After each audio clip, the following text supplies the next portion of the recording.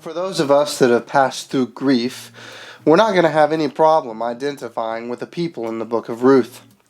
In Ruth chapter 1, it tells the story of two women that faced a deep personal tragedy.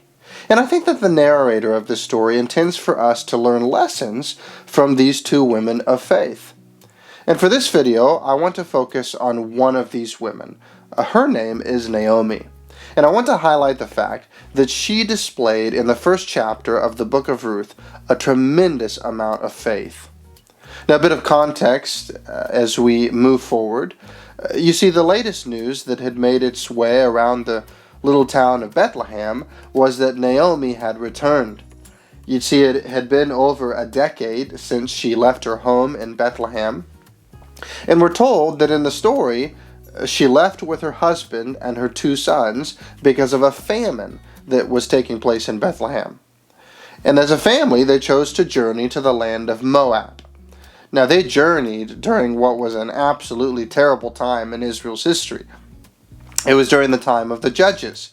And if you know anything about the Judges period, it was from 1200 BC to 1020 BC, and it was a time of terrible criminality and violence and idolatry.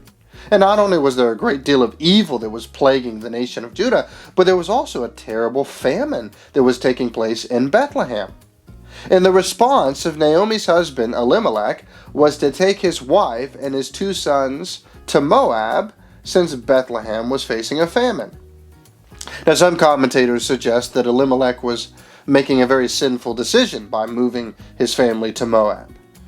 But if the narrator disapproved of his actions, he didn't really give any surefire evidence for that in the text. Anyhow, the trip ends in absolute disaster. There's a series of tragedies that take place in the lives of these women. So first of all, Naomi's husband, Elimelech, dies.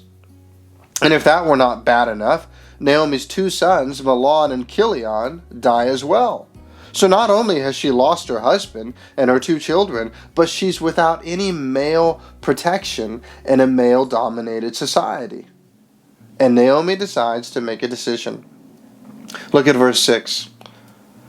Then she arose with her daughters-in-law to return from the country of Moab, for she had heard in the fields of Moab that the Lord had visited his people and given them food. So she set out from the place where she was with her two daughters-in-law, and they went on the way to return to the land of Judah. Now at this point, I don't want to focus on Naomi's grief, although there are plenty of lessons for us to be had there. Instead, I want to point out one lesson that I believe that the narrator wants us to see, and it is this. Biblical faith sees the provision of God in life. You see, I imagine for Naomi that Moab was all just a bad memory. But she hears then that God is at work in Bethlehem. And I love the way the narrator puts it. Naomi had heard that the Lord had visited his people and given them food. You see, the word visited is a great biblical word that is often used when the Lord intervenes and saves his people. In Luke chapter 1, for example, Zechariah says that the rising sun from heaven has visited us. You see, Naomi had heard that in Moab that the Lord had come to the aid of his people by providing food for them. And I want us to ponder something very quickly. When we go to the grocery store and we get our basket and we go through the aisle and we look at all the food, how did it all get there? Well, of course, you got the people that are out in the fields, that are picking the fruit and that are boxing it up. And then you have the shipping truck that comes along and he takes it to the local warehouse. And from there it goes out to the stores. And then the workers inside the store, they put the fruit on the shelves. So yes, those are the means.